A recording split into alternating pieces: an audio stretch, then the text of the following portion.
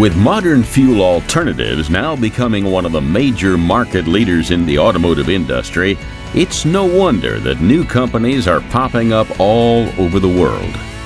From cheaper alternative transport coming from countries like Korea and Japan, to hybrids and full electrics from the US, the number of companies producing vehicles is larger than ever. And with a few of the bigger players suffering in the current economic climate, there's plenty of room for more. While many of these companies may be new and exciting, very few sport a heritage even close to that of the manufacturer we're looking at today. Triumph have been around a long time indeed. Though the history is a little muddy, with several companies breaking apart and merging, the real starting point of the motorized side of the business is very clear, with the first ever Triumph motorcycle leaving the early 20th century version of a production line in 1902. Thanks to almost 2 decades of previous work building Triumph into a successful bicycle manufacturing company, they were well equipped to cater to the large demand their bike quickly picked up. And by just 1 year later in 1903, they had sold over 500 of their Belgian Minerva engine-powered bikes.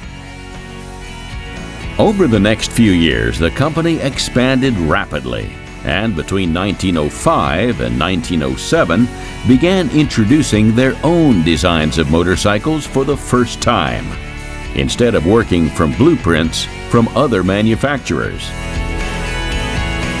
World War I gave another boost to Triumph, as they were commissioned to produce 30,000 motorcycles for the British war effort, some of which were Model H Roadsters, nicknamed the Trusty Triumph, and considered by many to be the first true modern motorcycle.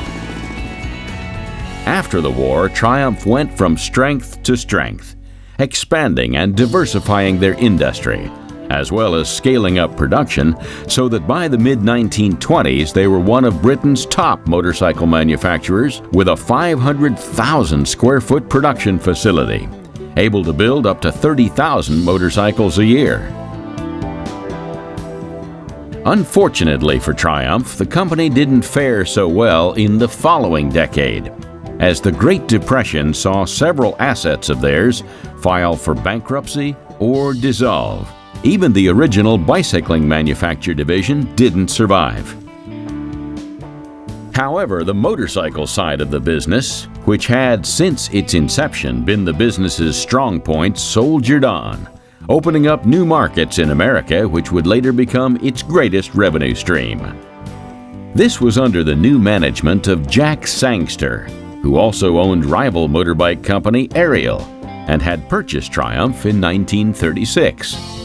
He went on to form Triumph Engineering Company Limited, along with several ex-Ariel employees, including the now legendary Edward Turner, who would end up designing almost all Triumph twin engines all the way until 1980. World War II again saw production work fall in Triumph's lap, but their manufacturing facility was severely damaged during bombing raids and had to be relocated before work could continue. Over the next few decades, the company prospered under reasonably careful management and the clever designs of Ed Turner. They made the transition to unit-designed motorcycles in 1963, which saw all of their bikes housing the gearbox and engine in one casing, often with a shared oil reservoir. Interestingly, however, Triumph's rapid expansion through export revenue would eventually be a big contributor to the company coming apart briefly in the 1970s.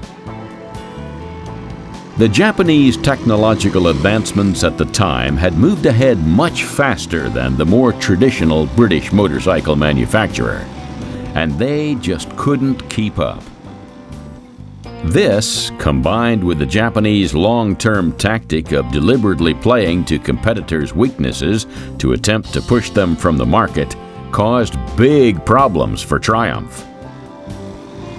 That said, the high-end bike market was often considered safe by those in power at Triumph, thanks to their dominance in that field. But when the first 750cc Honda bike was made available in the early 1970s, the company was in deep trouble. Throughout the rest of the 70s, the company was purchased and repurchased by several groups, none of whom were able to make the brand work the way it should, despite a slight resurgence in 1978. It wasn't until 1983 that things really turned around, when the company was going into receivership and was bought by self-made man John Bloor, who wanted to maintain the iconic brand. The company produced repair parts for bikes still doing the rounds in the second-hand market, before finally delivering a new range of motorcycles to the public in the early 90s. Since then, Triumph has produced many new motorbikes, often reviving the model names of the past, and has continued the styling and spirit of the Triumph name into the 21st century. Which brings us neatly to our first bike in Triumph's 2010 lineup, as well as the first in today's program, the Speed Triple.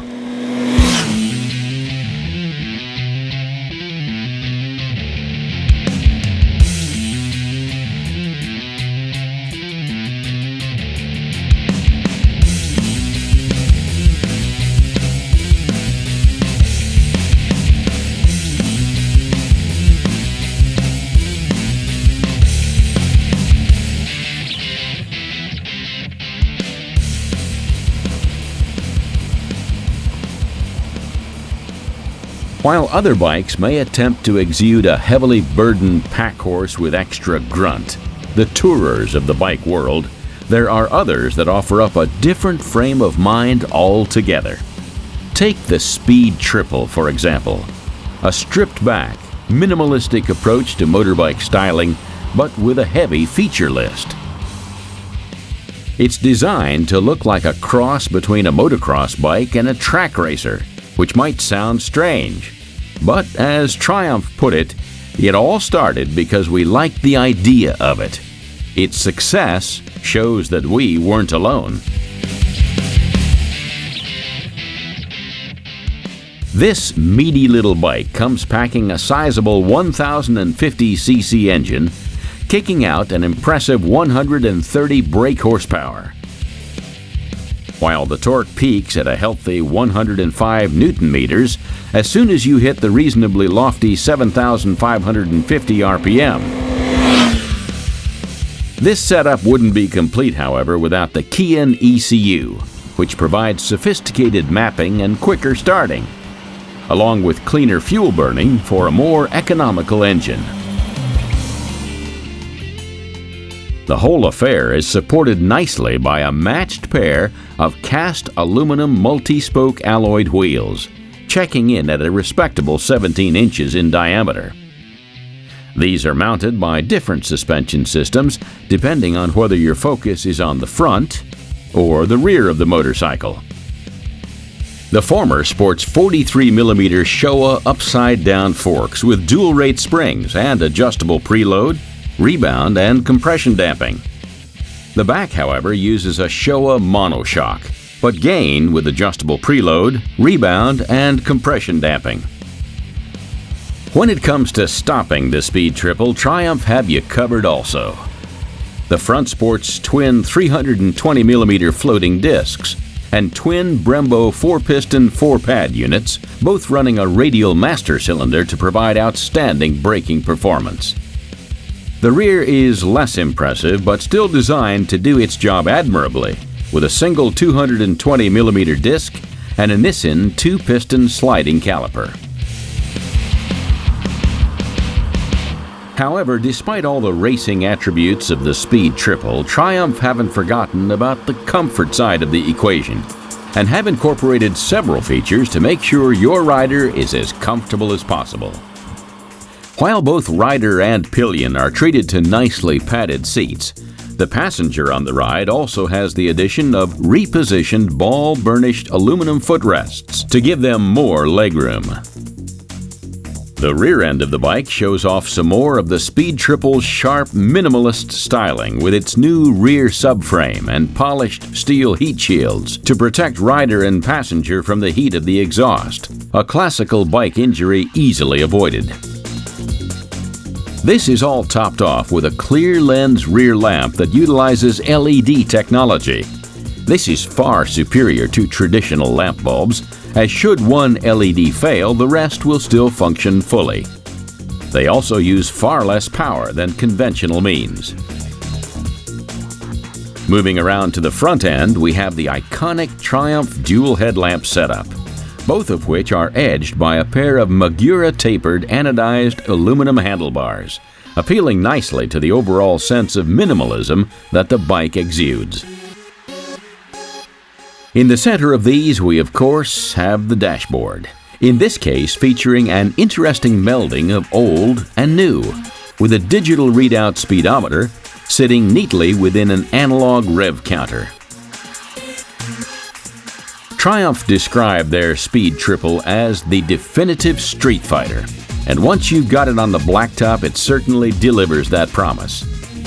With its mirrors providing a wide view without going too wide, and with the slimline frame, dodging between traffic isn't a problem. But should you find yourself on a piece of open road, the full 128 horsepower can be brought to bear to really fly along. However, and wherever you're riding it though, the Speed Triple is a constant head turner. But if you're not swayed by it in the jet black finish you see here, never fear, as it's also available in a wide range of colors, including matte black for that slightly more understated appeal, blazing orange for the flashier rider, and fusion white for the person who doesn't mind cleaning his bike more regularly than riding it.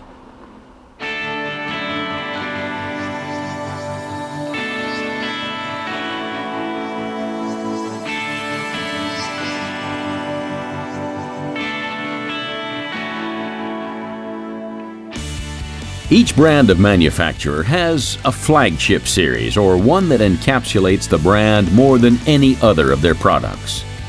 Considering this series of bikes was named after Texan racer Johnny Allen's breaking of the motorbike land speed record in the mid-50s on the Bonneville salt flats, you know that this bike holds special significance for the folks at Triumph.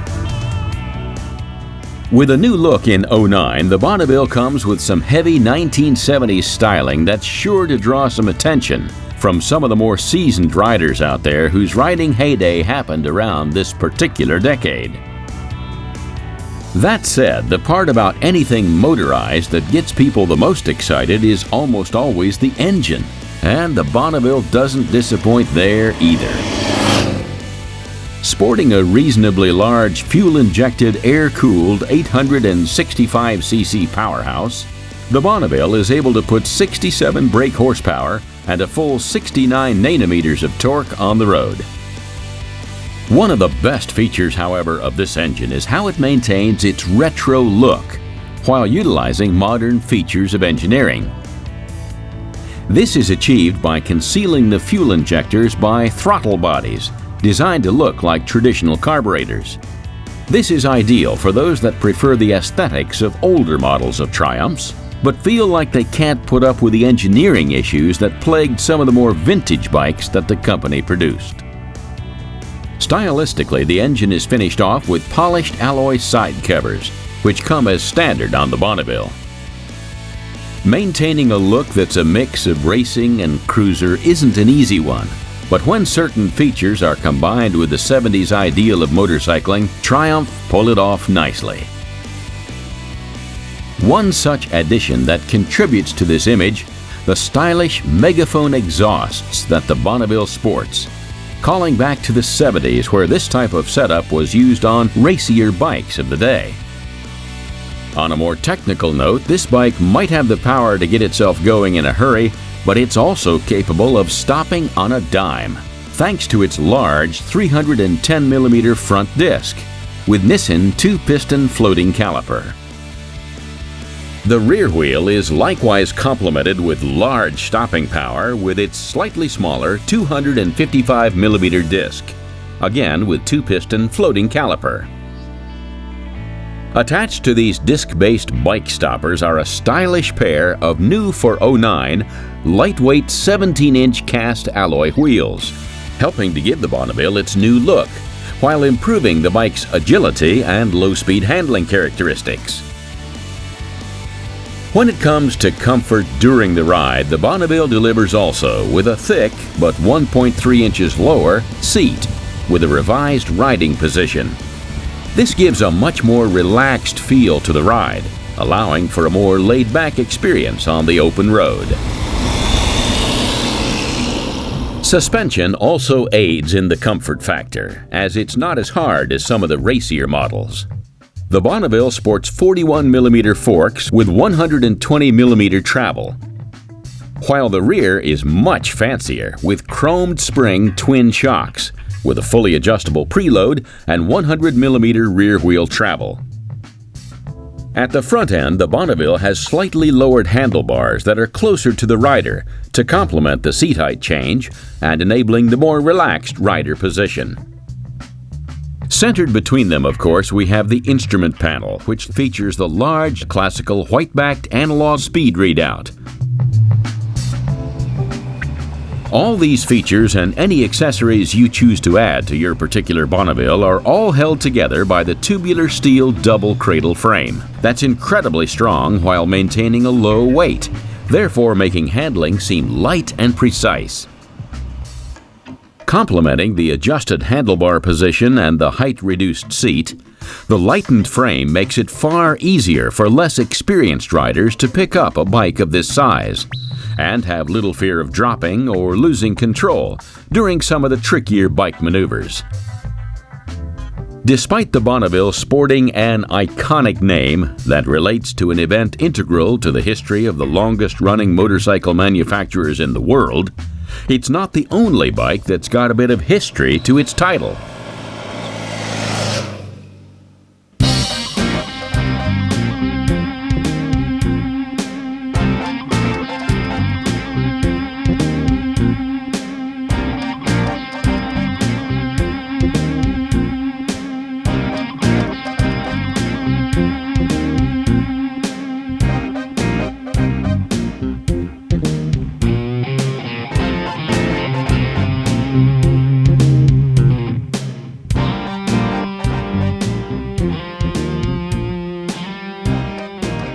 Named after the Thruxton racers of the 60s that inspired many of the cafe racers of the day, this Triumph is a slightly sportier bike that the company describes as one that looks fast even when it's standing still.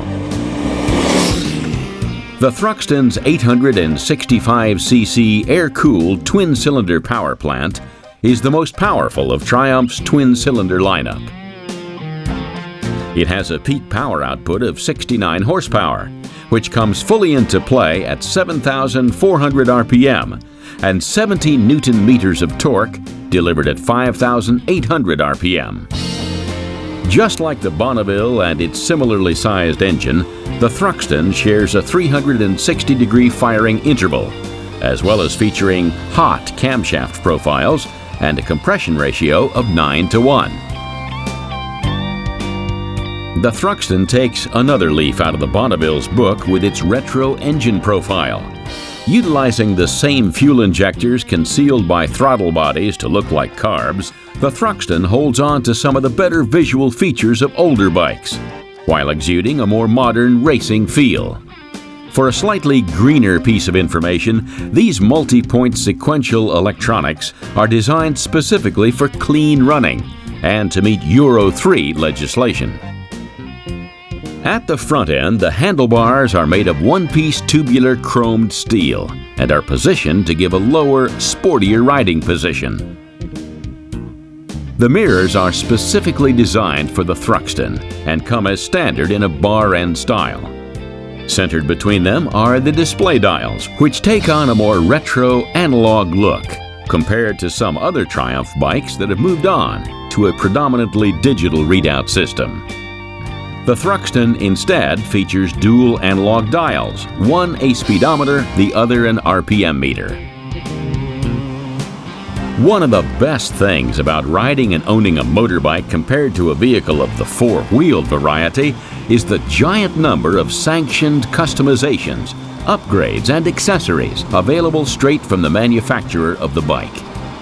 This allows for quick and easy individualization of your ride, making it your own. Not to be left out of this trend, the Thruxton, like most Triumph bikes, has a whole host of possible additions you can make to your vehicle.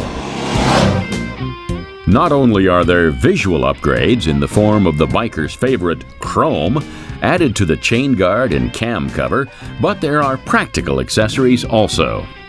There's a wide choice of screens of different sizes and styles, lockable filler caps, Jill seat upgrades, grab rails, extra storage compartments, anodized side plates, and even a silencer kit, should you choose to quieten the Triumph rumble for longer cruises.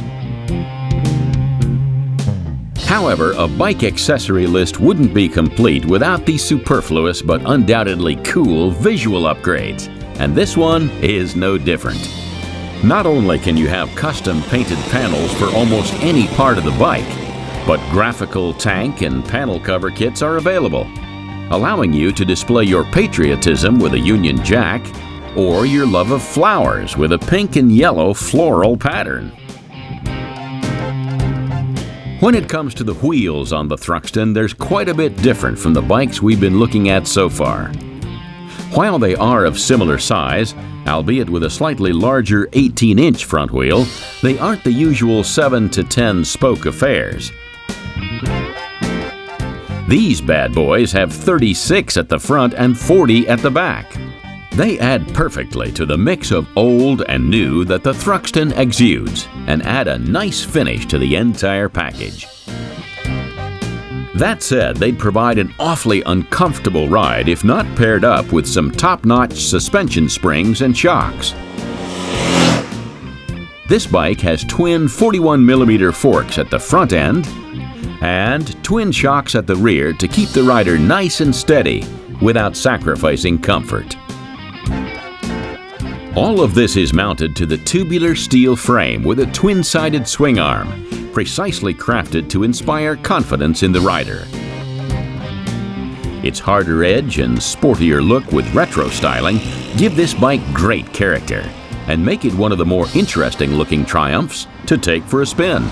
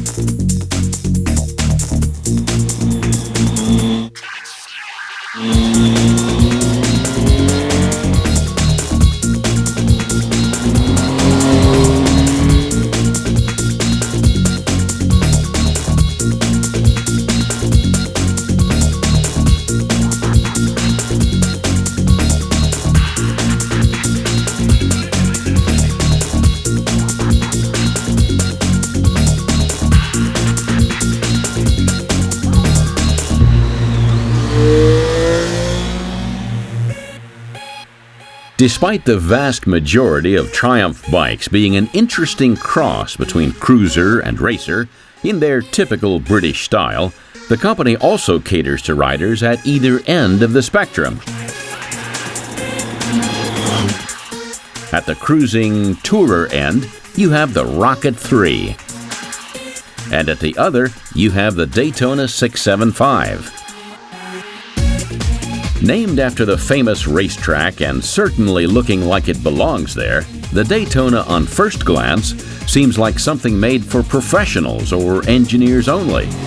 While this isn't the case, this bike is certainly far more serious in its approach to speed than its more relaxed, cruisier cousins.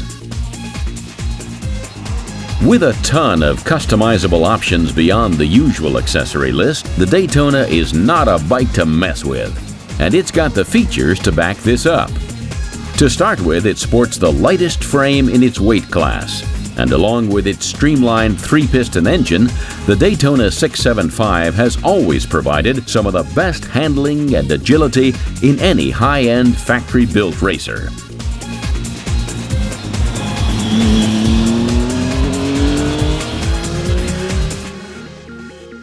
Now though, in the 2009 version, Triumph have taken this solid base of features and kicked it up a notch, with some excellent additions for this new version.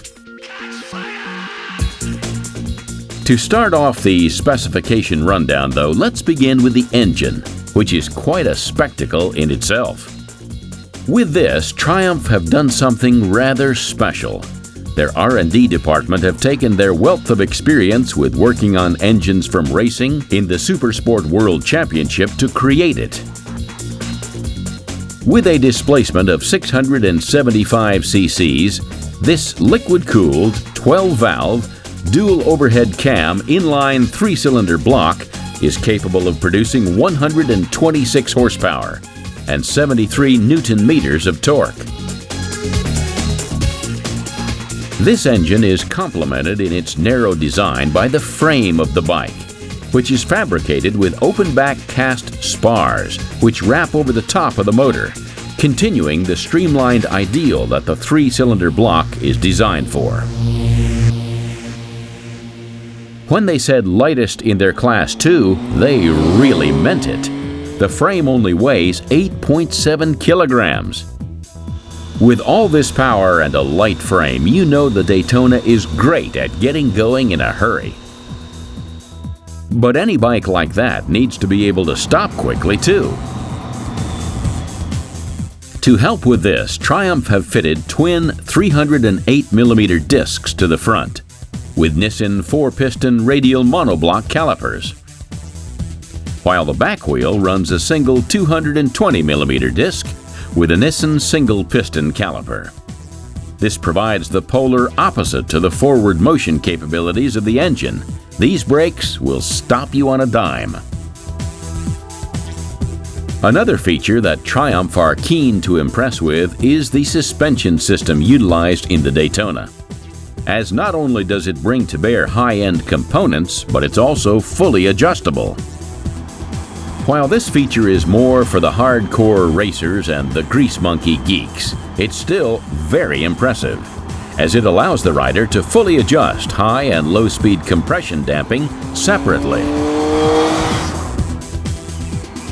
This may allow the rider to fine-tune their riding experience to their own style, but tweaked or at stock, the Daytona has fantastic handling ability thanks to the front 41mm upside-down forks and the rear monoshock dampener with piggyback reservoir, allowing for an excellent connection between rider and road without sacrificing comfort.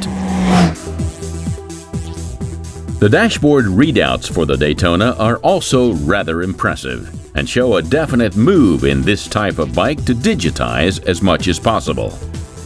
There's of course the analog RPM dial like other Triumph bikes, but this one also features a digital readout with speed, clock, average fuel economy, lap times for use on the circuit, and minimum and maximum speed over a certain period of time for those that enjoy such stat tracking.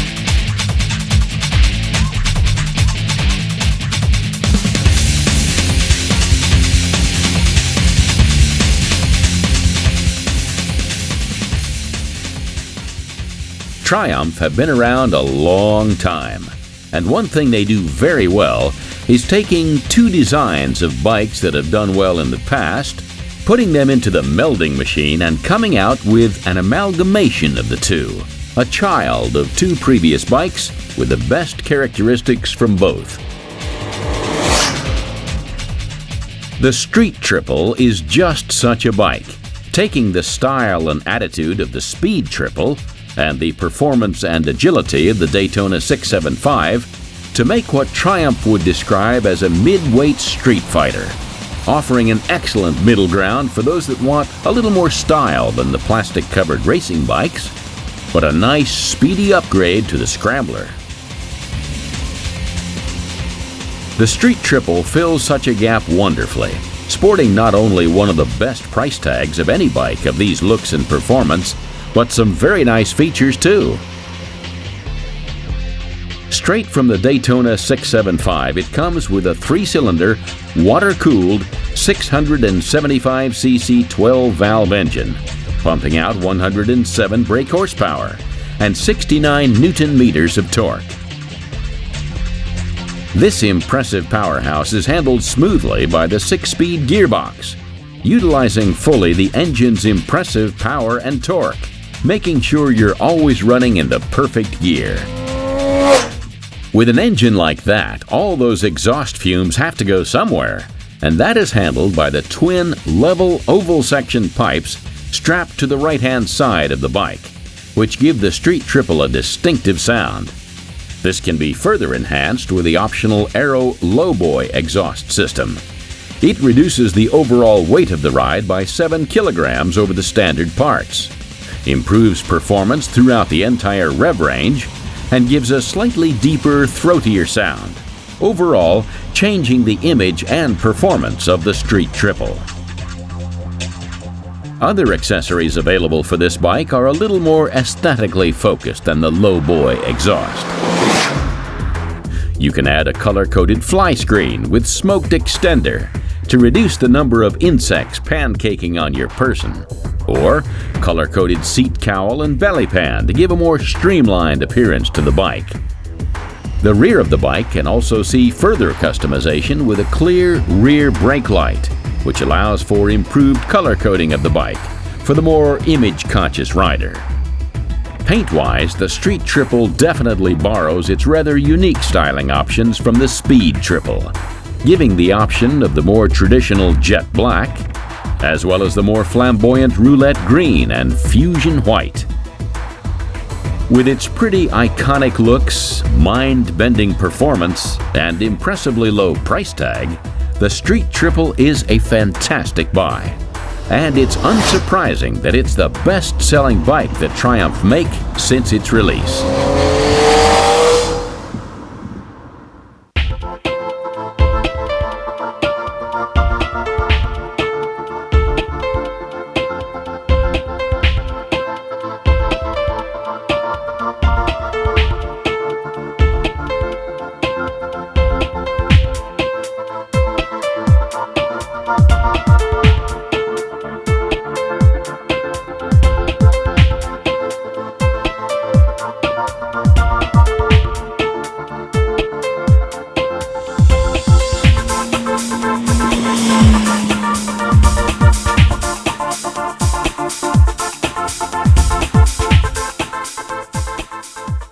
Looking back at the crossover style of bikes that Triumph offer, we have one that is considered a true molding of styles between tourer and sports bike, the Sprint ST.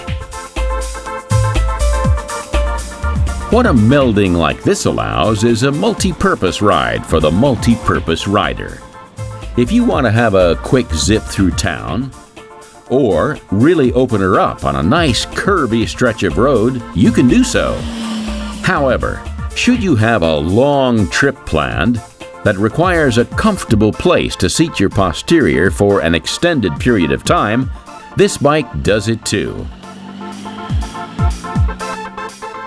In terms of racing credentials, the Sprint ST has some serious specifications to get your mouth watering. It houses a top-of-the-line Triumph liquid-cooled 1,050cc fuel-injected 3-cylinder engine, dealing out a peak power of 125 brake horsepower when you reach 9,250 RPM, while peak torque of a huge 105 Newton meters is delivered to the back wheel at 7,500 RPM. This is all nicely complemented by a smooth 6-speed gearbox and clutch, which is fitted with anti-backlash gear. Of course, this is also mapped out with Triumph's Kian ECU, which gifts quicker starting, cleaner running, and an improved fuel economy. While this engine and gearing setup will make sure you feel at home on the open highways or on a racetrack, the Sprint ST has plenty of features that will also make it far more comfortable, especially on those longer journeys. First up, we have the Sprint ST Screen, designed to keep all manners of weather and wildlife from your person during those longer trips.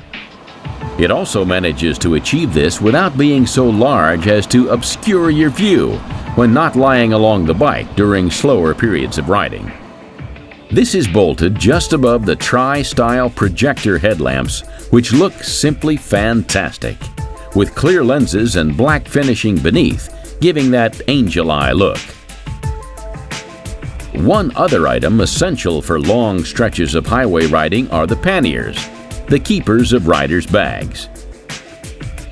On the Sprint ST, Triumph have incorporated them seamlessly into the styling of the bike, using matching body colors. These factory-designed waterproof panniers come fitted as standard and are even lockable with the bike's ignition key, should you wish to keep some valuables inside while you leave for a short period. That said, while these do give you quite a lot of storage options, they might not be quite enough for the long-term riders, or for those who like to keep themselves kitted out for any occurrence. To cater for such a Triumph customer, extra storage options are available through the company's accessory page, allowing the addition of a top box, though this can impact the space available to a pillion passenger. Should you choose not to cramp your riding pal with a large top box in the small of their back, they should have a wonderfully comfortable ride astride the rear of your Triumph Sprint ST, which comes fitted as standard and is ergonomically designed to meld to the passenger's posterior, as well as that of a rider, providing a sumptuous seating position for longer journeys. Let's face it, so far in terms of hybrid ability, the Sprint ST is the pick of the bunch. It offers long-range comfort for those riders that want to tour the country, or just like the odd road trip, while also giving them the ability to take their precious two-wheeled vehicle to the track once in a while for a real tear-up. All in all, the Sprint ST caters to a wide and varied audience and allows those two categories of rider to dip into each other's world once in a while. But what about other riders? What if those that like a little off-roading want to also tour occasionally or have a track day or two? This is where the Tiger comes in.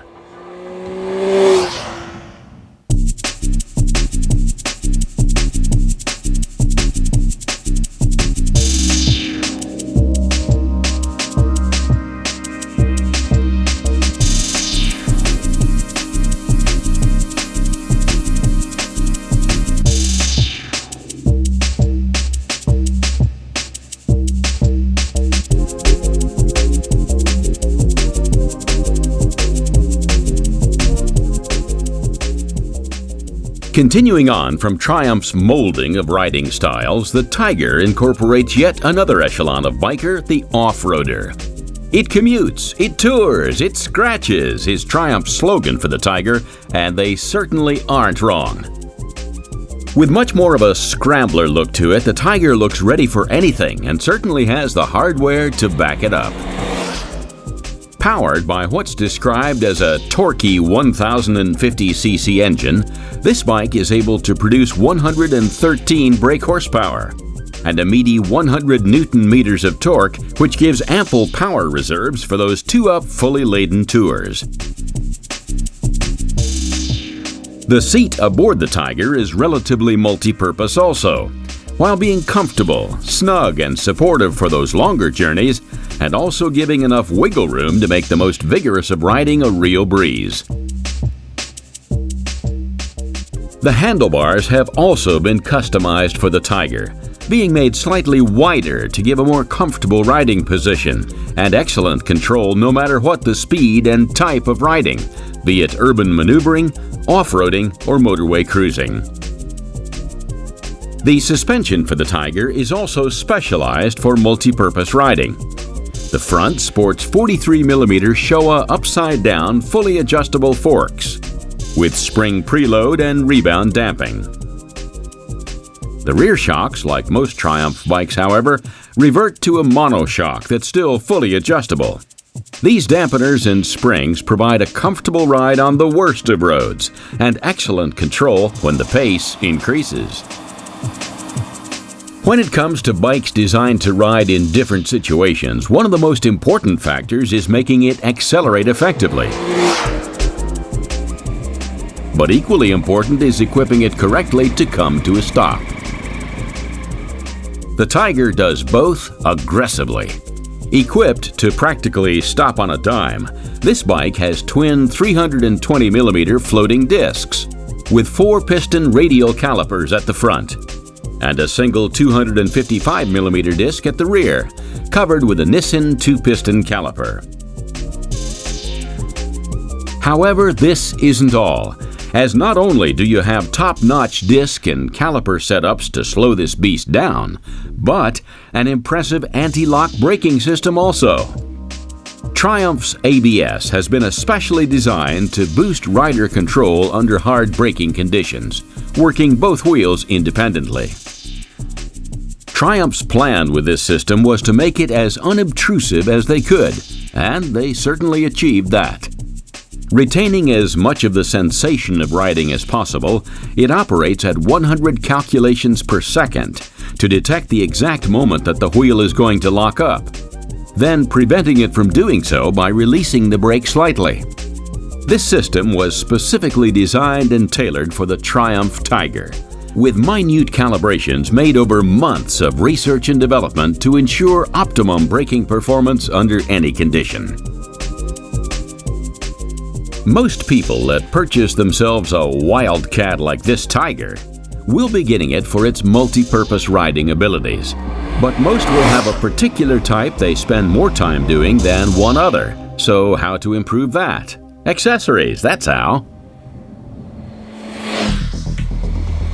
If you fancy improving the long-range touring ability of the ride, how about adding some extra panniers or back boxes?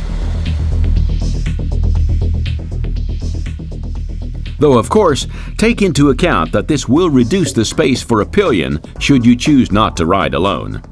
That said, should you definitely be taking a passenger on your longer trips, you can upgrade the seat to a gel version, which is designed to provide a slightly more comfortable ride.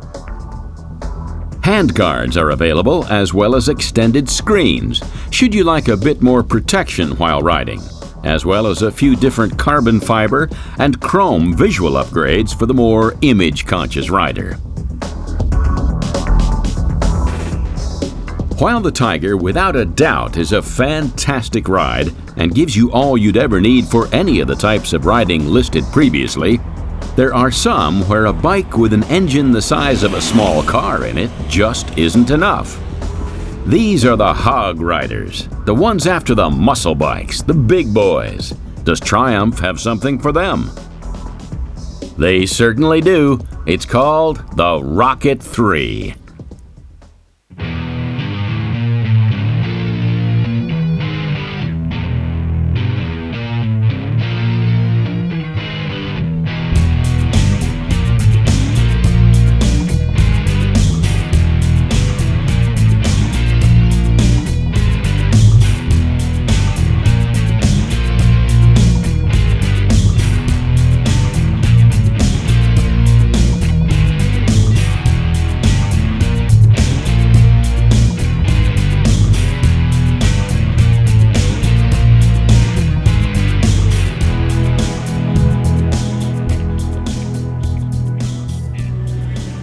Currently the largest production motorcycle in the world, the Rocket 3 is a monster of a two-wheeled motorized vehicle. Sporting a 2,300cc triple-cylinder power plant of an engine, this bike is a real beast, booting out 140 brake horsepower and a giant 200 Newton-meters of torque. Out of necessity, it's water-cooled to keep it from overheating. But despite the size of this powerhouse propelling the Rocket, the engine is surprisingly smooth, thanks to it being drive shaft driven, which contra-rotates against the crankshaft, making for minimal torque reaction. The sheer power behind this bike means that it can do things that other bikes can't, and one of those is accelerate easily with a solo rider or pillion 2. It makes almost no difference, accelerating hard no matter what the occasion, thanks to the sheer force generated by an engine capacity of over 2,000 cc's. Captioned a street fighter on steroids by Triumph, the Rocket could only have been fitted with a drive shaft over a chain drive as the choice of transmission for the Rocket, due to the magnitude of its engine. One side effect of this that is very useful is how durable they are in comparison, making them almost maintenance-free for the life of the bike. With an engine the size of this, it needs very specific fueling also. Utilizing twin butterfly valves for each throttle body, precise control over the engine is achieved, allowing the ECU to vary the mixture flow and ignition map depending on gear selection and road speed. This enables a perfectly tailored torque curve for each gear ratio, the result of which is fantastic, delivering over 90% of the engine's whopping amount of torque at just 2,000 RPM, making the 5-speed gearbox almost redundant.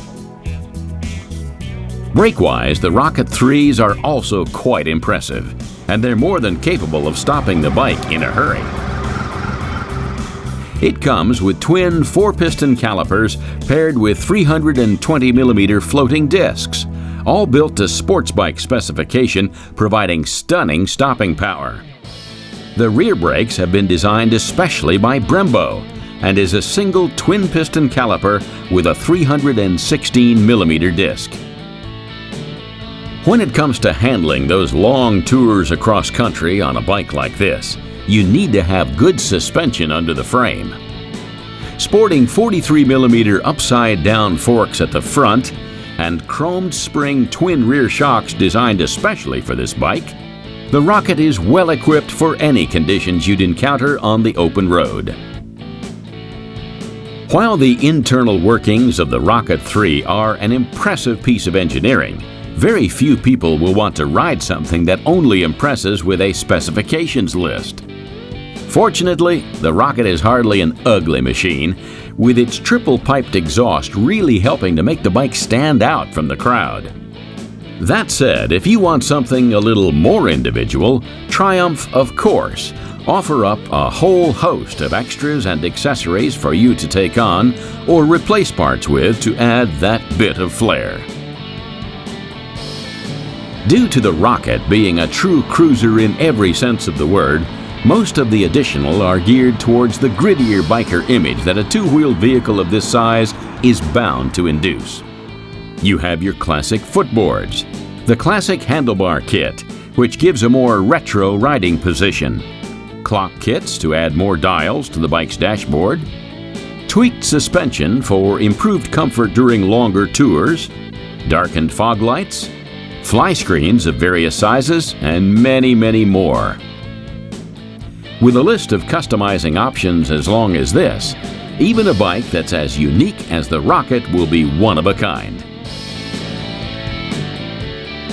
Paint jobs too give you plenty of styling options, despite the initial range being quite limited.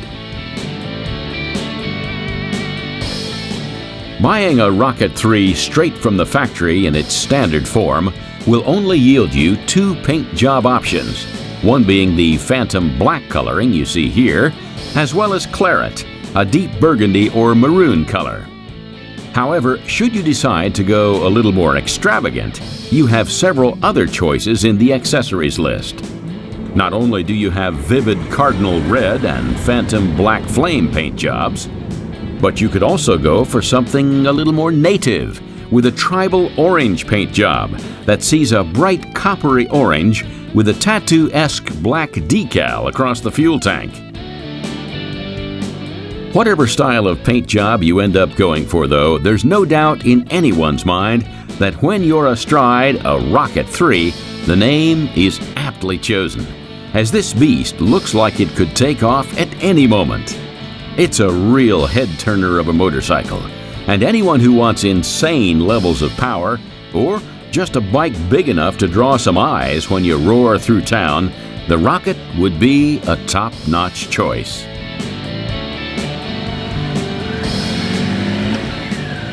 With the Rocket 3 riding off into the sunset, it's time we ended our program here, taking a look at what Triumph has to offer the motorcycle community in 2009.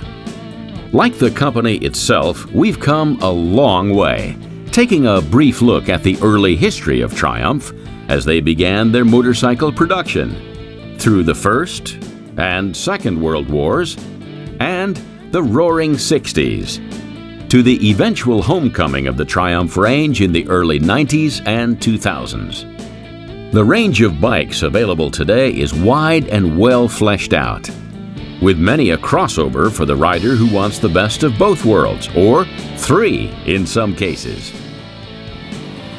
At the end of the day, whatever riding style you have, whatever type of bike you want to find yourself on, Triumph has one for you.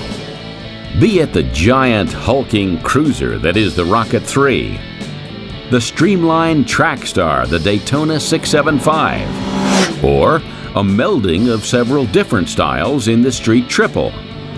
There's no doubt that your perfect bike lies within the confines of a Triumph showroom.